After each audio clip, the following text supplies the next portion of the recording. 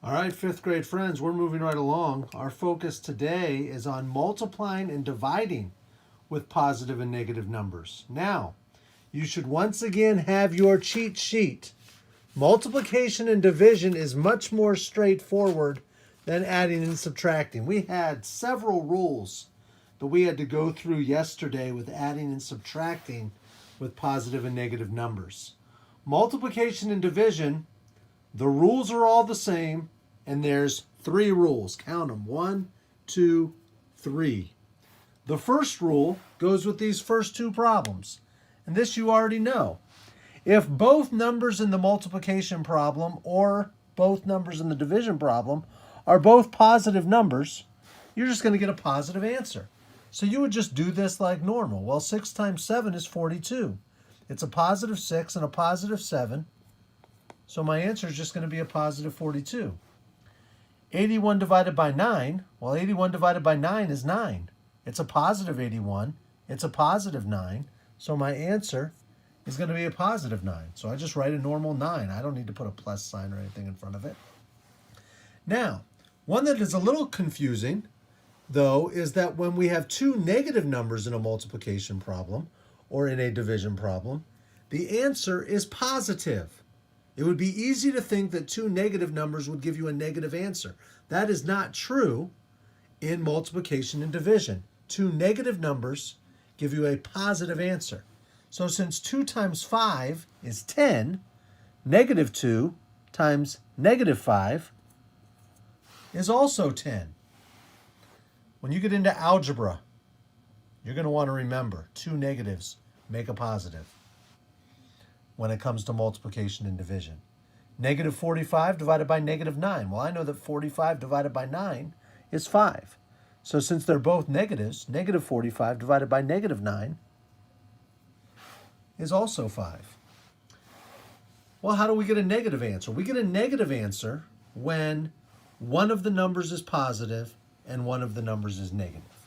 All right? And let's just put a division problem here for an example.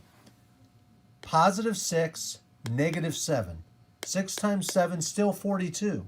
But since one of the numbers is positive and one of the numbers is negative, my answer is a negative 42. Negative 8 times 4. Well, I know that 8 times 4 is 32. But since I have a negative 8 and a positive 4, my answer is going to be a negative 32. Negative 63 divided by 7. All right? So I know that 63 divided by 7 is 9. Okay? But I have a negative 63 and a positive 7. Since one is negative and one is positive, my answer is going to be a negative 9. This rule holds exactly the same if you get into bigger numbers. Okay? For example, let's say that you do, I don't know. Let's say the problem that you have to do is negative 83 times 12. Okay, let's just say that that's what you're doing. All right? Well, I'm going to do 83 times 12 the same way I always would. What I'm going to have to remember is that since this is a negative and this is a positive, my answer is going to be negative. So let's say I have 83 times 12. I just multiply that the same way I would. 2 times 3 is 6. 2 times 8 is 16. Put the 0 down so it all lines up with my 1. 1 times 3 is 3. 1 times 8 is 8. I add those two numbers together. 6 plus 0 is 6. 6 plus 3 is 9. 1 plus 8 is 9. But since one of the numbers is a negative sign and one of the numbers is a positive sign, I get negative 996. All right?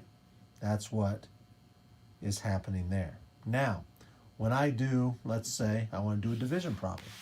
Let's say I want to do negative 4,978, and I want to divide that by negative 19.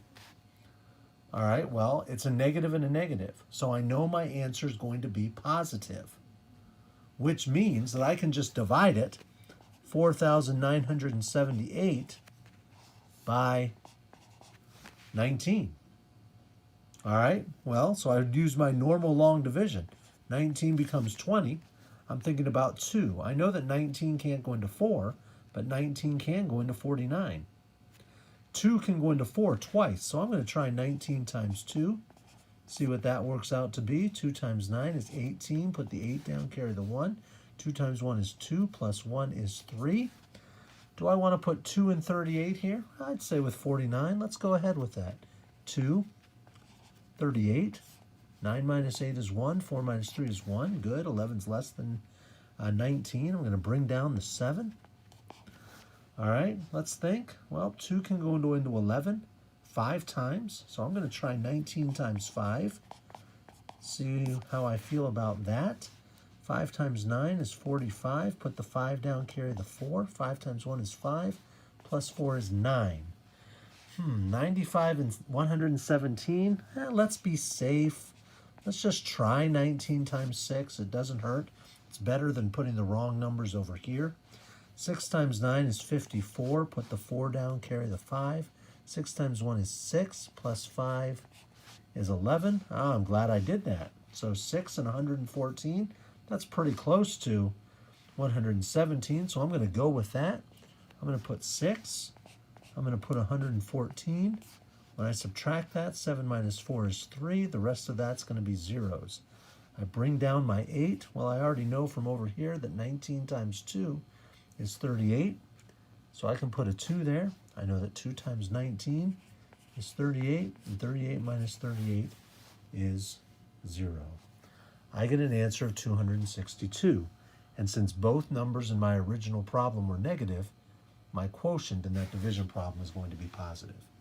That's what's happening on today's assignment. It's more straightforward than adding and subtracting. Just remember the 3 rules.